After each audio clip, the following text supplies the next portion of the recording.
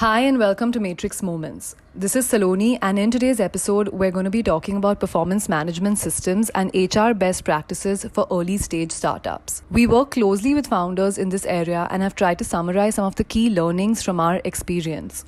Through this episode, you will learn more about the various performance management and incentive structures that are adopted by founders, how the company culture plays an instrumental role in this, how one can go about setting up an effective performance management system without over engineering the process, as well as the recommended tools and softwares that can be leveraged. We also cover incentive structures vis-a-vis your company stage and much more. Tune in. Thank you, Rajender, for being a part of this episode along with me. Indeed, a pleasure to be on my first Matrix Moment episode, and especially on a topic that is professionally very close to my heart, given my background of 11 odd years in multiple facets of human resources. In my role as a VP Human Capital at Matrix Partners, I work very closely with founders to support them in building the core founding team. And one key trend that stands out is that startups tend to generally focus more on talent acquisition versus the other aspect of human resources early in their journey. But there are very simple HR practices that one can easily adopt even at a very early stage. So knowing what we know, post seeing so many businesses scale up and some scale down too, some of the best HR practices one can easily adopt in a company's evolution stage would be hiring and onboarding, organization culture, performance management and incentive systems, organization design, talent management and succession planning, and employer branding.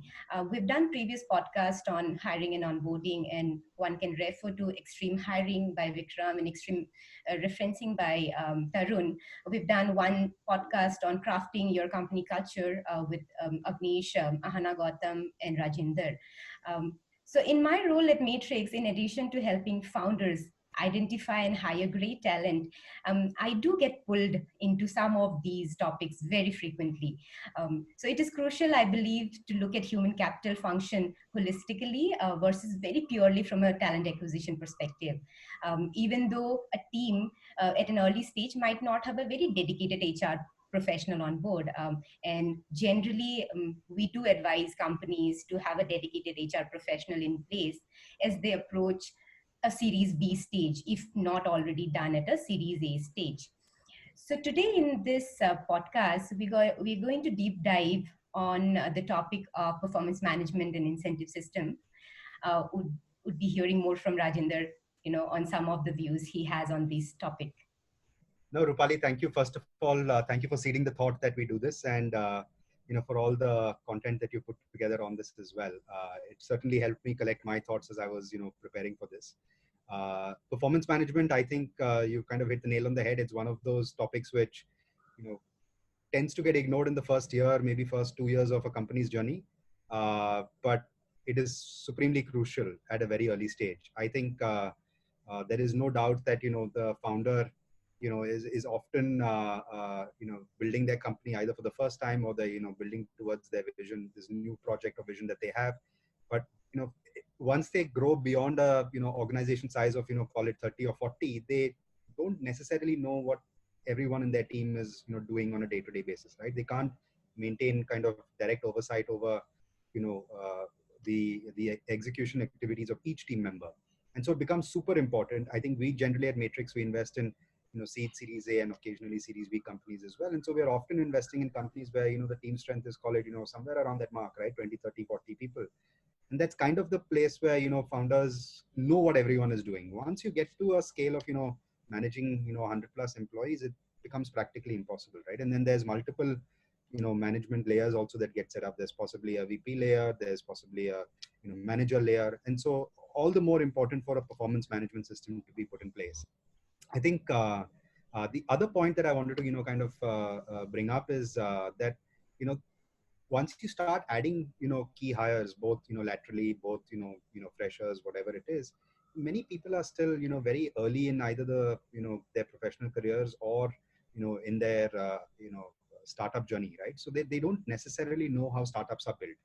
And I think it's very important for a founder who has a vision and who's constantly thinking about how do I get to product market fit, how do I drive execution and faster execution to win against my competitors.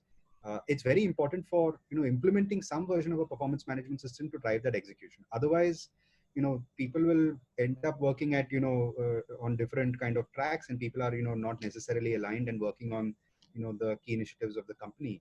And that feedback loop that could take weeks or months ends up taking quarters or years. And that's the difference between life and death for a startup, right? You need to accelerate the execution journey. So I think it's just absolutely imperative that a performance management system is put into place right up front and very early. You cannot scale, you cannot drive execution if you don't have it in place. I think another kind of unsaid topic is you know performance management and culture somewhere also do intersect, right? I mean, there's I'll just put it out there and say, when you're building your team for the first time, you're trying to add people to the team who are obviously high performers, but also people who fit the culture. And if I just put people on a simple 2 by 2, and you say you know high performance, great fit for the culture, I mean, these are the people you want to just retain, incentivize, somehow make sure that they stay committed to the company's purpose. There may be people who don't perform and who don't fit the culture. I think the answer there also is very clear, right? That these people just don't belong. I think it's the other two quadrants that are frankly interesting, right? Sometimes you have great performers but people who just don't fit the culture, and I think those are the people that you have to really think hard about, right? Because my personal bias, and I think I've heard other colleagues at Matrix also echo this, those people I believe don't fit in your company, because they may be great performers in the short term, but long term they will not be value additive to the company because they just don't fit the culture. And then there are the people who perhaps aren't performing as up to the expectations that you may have had, but who are great culture fits. I think the question to be thought through is, hey, is there something about the role that they're currently in and the targets that they're driving towards that maybe they don't have specific capability around that particular role. So where can you actually plug them into another function within the company, to make sure that the overall company execution effectiveness continues, because they're a great cultural fit.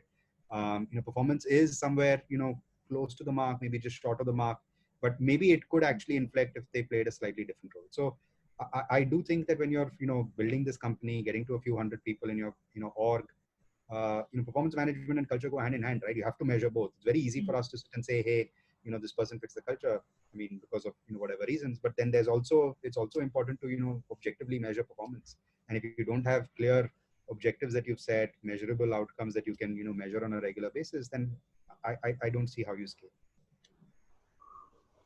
Thank you, Rajendra. That's very, very helpful. I think I'm sold if I was a founder. But I think as a recruiter also, I know how difficult it is to get a high performer on board, right? And I think that just half the battle won. If you're not able to engage and retain them, I think the problem sustains. I would want to quote a 2016 publication by PwC, and I think that would give us another reason to go for PMS. Would be it showed very clearly that the perceived effectiveness of performance management system by your employee and the employer itself is very high when the company is small in size. So in fact, on a scale of 1 to 4, where 4 is highly effective, the perceived effectiveness towards PMS is as high as 3.43 if the company size is less than 1,000 employees. And naturally enough, it goes down as the number of employee goes up, right? So another reason for us to... And that makes perfect sense, right? Yes, the smaller the company, more important it is to make sure that everyone is kind of driving towards the same objectives. True. Because it's not like a large multinational where there's enough companies, enough functions, etc. So fully agree with you. Agree. But on the same topic, what are the no-brainers must-dos? Yeah. No, so I think let's set theory aside. I think if you put if you just put it into basics, right? First and foremost, I think it starts from the top. I think every founder should have a fixed and a variable comp structure for themselves as well. And I know it's counterintuitive, but I can't recommend it highly enough. It's very hard for a founder to implement a performance management system in their own company if they don't measure themselves also in some objective way against that same system. Okay. The second thing is, I think every hire that you make, see, founders are trying to hire, in a competitive talent market, right? I think every, new hire always expects, there to be some, carrot, right? I need to see, some version of either you're meeting my compensation or you're, beating my current compensation through some version of an incentive, right? So I just think every key hire should have anywhere between 20 to 50% of their CTC coming through variable pay. And this is separate from ESOP, right? The more senior you go, the variable pay obviously will end up being higher. But even at a junior level, I think it is just absolutely imperative for people to be aligned by through variable pay. And I think the rules for this are actually very, very simple, right? First and foremost is, the variable pay has to be something that is measurable. It has to be something that is, paid out on the basis of some Correct. factor that is A, measurable, B, Hmm. something that is really objective, right? It can't be something that you and I disagree on. And then the third is, I think the best companies, and especially those that are in the tech industry, I think it's very possible to make these real time. I mean, imagine, like, if you had a salesperson or a BD person actually, knowing where they stand almost on a, weekly, if not daily basis. This is something that they probably know, right? These are how many, customers I've onboarded. This is how much supply I've onboarded. You should absolutely be able to measure it and be able to tell people on a real time basis where they stand. Correct. I think the second thing you need to think through is, obviously there are some functions where things are, measurable, more measurable than others Hmm. in terms of output. And there are some functions which are more measurable in terms of input, right? Hmm. But I think both of these need to be managed in more or less the same way, right? Outputs can be measured, inputs can also be measured. Outputs can also be real time, inputs can also be more or less managed real time, right? So I don't think the rules change depending on, you can say, hey, my sales and BD function, is you can measure output, but what about my tech product function, right? I Hmm. think tech product can be measured as well. There's clear inputs which drive, its product releases, its version, changes, etc., which is very, very easy to measure, right? I think the Hmm. other thing to think through is, how should individual contributors be, managed differently from, say, managers. Hmm. And here I would lean on some things that we've learned from some of the founders that we work with, and I've had the good fortune of working with Ashish, Ruchi, Bhuvan, Vasant, Nitin, and others at Off Business. I think fantastic team. I think this is one insight I picked up from them, which is individual contributors, actually you just need to manage them differently. They can't have 10 metrics they're chasing, right? They're more junior in your company typically. They have less experience. They need to have ideally one metric, maybe two, right? But max, I think, and they generally feel somewhat, you know, ill at ease. Let's just call it. If they don't know where they stand, almost on an every quarter basis, right? So this whole notion that what we will do, reviews maybe once a year, we will kind of decide, where your performance stands at the end of the year. I think you can absolutely measure it every quarter. You can maybe even measure it Hmm. every month. I mean, if with tech you can actually probably measure it every day, right? So why wait until the end of the year to let pay people out and give them that satisfaction? You know what, you did X, you got Y, Hmm. especially at an individual contributor level, right? And then I think the third thing is there should only be metrics that are sanity metrics, right? No vanity metrics. There's no reason to like reward people on GMV, right? I think because GMV can be artificially inflated by discounts, right? So it's much more important than to kind of set some version of a sanity metric. Maybe for some companies that's gross margin, maybe for some companies that's contribution margin. I think pick a sanity metric, pick very few metrics that you pay out on for an individual contributor. The second stakeholder in the system is the manager, right? I mean, and of course there are cascading levels of managers. I think the simple insight here again that I picked up from them is that managers in performance should not be only a summation of the people's that they manage and their performance, right? Every manager should actually have an individual set of targets as well. And the reason for this is two, right? One is, you have to be able to walk the talk, right? You can't just be managing, a team and expecting them to deliver for you when you're not out there yourself in the market, interacting with customers, selling or, building, in the case of tech. So there's just no way that a manager can command the, respect of their team without actually being out there and working as well. So there has to be an individual target for a manager. And then the second is a team target, right? Which is some version of a summation of the team that they manage. Not, you can figure out whether the weightage should be 50-50, 40-60, 30-70. I think every company can pick, something different, but Mhm. managers absolutely should have an individual target and should also have a team target. And ideally, all of these should be cascading, right? In the sense that, it can't be that the team's targets are orthogonal or very different from what the manager's targets are, because then there is clearly, overall lack of alignment which will roll up. The next set of insights I picked up was, how do you actually decide what the payout is, right? Which is, you know, let's say you've kind of set some version of a metric for me. Maybe, my metric is, number of customers acquired, right? So there was an expectation set at the start of the year. This is, our growth target. This is what it translates to in terms of, new customers that we acquire. How do you pay out, right? I think here the answer is very simple, because the more complicated you make it, the more that people don't understand, right? So if you tell someone you have, achieved, 17.5% above your target and therefore X, it just doesn't make sense, right? So I would say set up simple bands. Okay. I would say just keep a simple ABC kind of a band, exceeds expectation, meets expectation, below expectations, and, decide what that band is, right? Maybe it's plus or minus 20%, maybe it's plus or minus 25%. Kind of depends on, what the company is, what stage it is. um, I would say, one more choice for you is, should the payout happen only on the basis of, these ABC bands, or should it also somewhere link back to the earlier point that we made, which was around culture, right? Which is, you know, should an individual only optimize for their performance, or should they also optimize for their, peers and their, colleagues' performance? And I think there the, insight was very simple, that if it's a, if you only reward individual performance, then it ends up being a rat race, right? And then you're kind of at the average. Like, you cannot ever raise the average level of performance of the entire company, because, basically everyone is kind of somewhere competing with each other, right? So I think there is an importance for, seeing whether an individual is actually not only able to raise their performance, but also raise, the performance of someone else, not just in a managerial capacity, but say in a lateral capacity, same, some version of a, cross-functional capacity.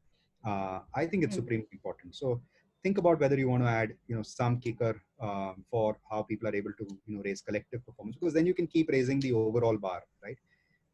I've gone on for a long while, so I'm going to pause. But maybe the last point I'll make is, I think in general the principle of under promise over deliver is great. So I think the other thing that I've heard from some companies, I won't reference who, is that it's not just about, fixed and variable compensation.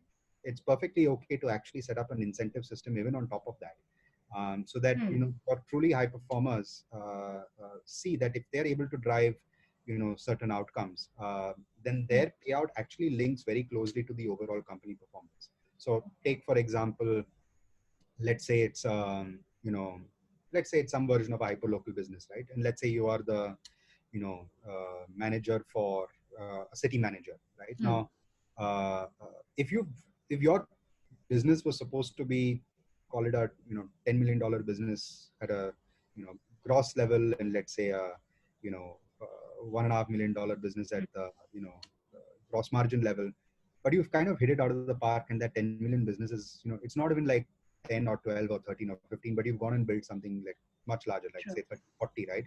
I mean, absolutely, there should be a clear incentive payout. I mean, it's a no-brainer, right?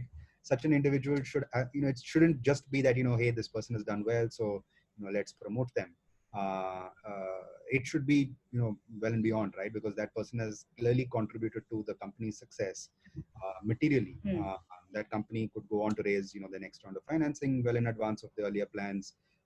They may have built, very strong moats in that region, through, supply, demand, etc. I think, you absolutely have to, set up an incentive for, your truly high performers, which is over and above just the, normal, performance stuff that we do. Long answer to a simple question. No, but interesting. I'm going to take you back to one statement you made about founders and key employees having variable component, and it has to be top down, right? But I'm going to deep dive here, Rajinder. Is why do you think founders or key employees, right, should have variable component, considering they will have so much equity, already in the company? Yeah, I think it's very important in the context of, founders and key employees, for multiple reasons. I think the most obvious one is that equity is a long-term incentive Hmm. uh, versus variable pay is a short-term incentive, right? And you have to manage both the short-term and the long-term, right? The second is I think founders and many key employees or key hires actually take meaningful pay cuts. Yeah. I mean, founders, of course, are going after the larger dream of building a very very large company, Hmm. but still, I think they're often on very modest salaries, right? Because they recognize they recognize that every additional hire key hire that they can make in lieu of the compensation that they're giving up maybe actually helps the company accelerate faster towards its vision. So there has to be some way at a more structural level to actually even for founders make sure that they're rewarded if the company does really well, right? So let's say that there was we'll come to it in terms of tools. Let's say there was an annual plan, and let's say the founder has beaten the annual plan. I think it's perfectly reasonable to have payout set up for founders as well. These conversations are very important to have very early in the company's journey, right? And how do you have a conversation with a key hire saying that, hey, listen, you know what, 40% of your CTC or 30% of your CTC is going to be in variable compensation when you don't Hmm. yourself have variable compensation, right? I think True.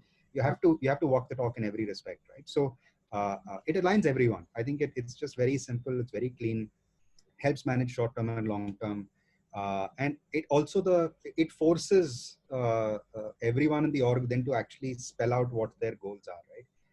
If you have a performance management system in place, then everyone will be very clear on what are the goals that we have as an organization, what are the measurable targets that we are driving towards, because basis those measurable targets then you're going to actually pay out something, right? So it forces clarity for founders, key hires, and then obviously down to the individual contributor level as well.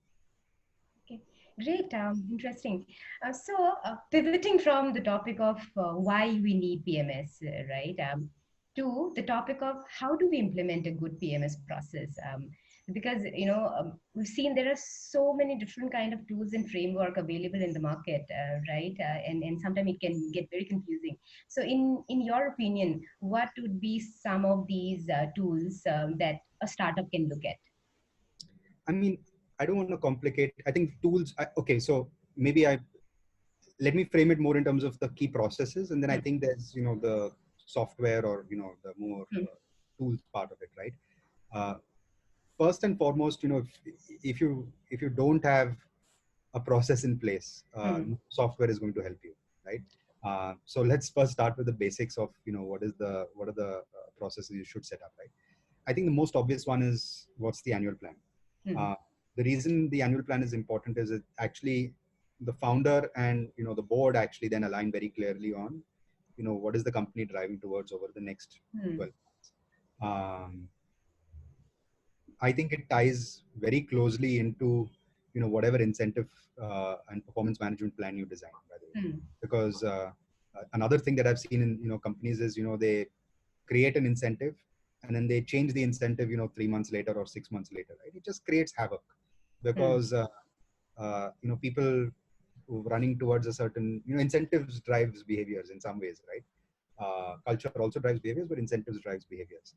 If you have one incentive for 6 months and another incentive for 6 months, people's behaviors just keep changing, right? And it just confuses everyone around them. So I think an annual plan is very important because then Hmm. it's clear 12-month view of what the company is trying to achieve, Hmm. and then basis that 12-month view you can actually design all of the performance indicators and incentives that you would then cascade down, starting from the top all the way through down to the last person in the org.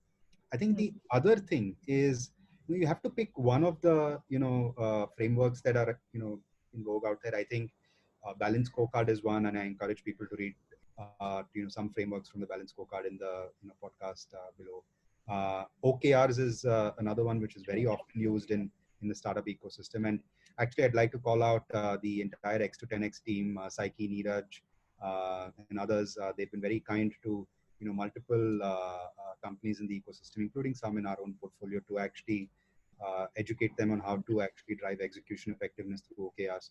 And OKRs is very simple, right? There's objectives, there's key results that are measurable that align to those objectives. So there is an annual plan. How does that annual plan then cascade down into, what are people working towards in terms of objectives, and what are those key results that they are trying to drive, which are measurable and controllable in some ways.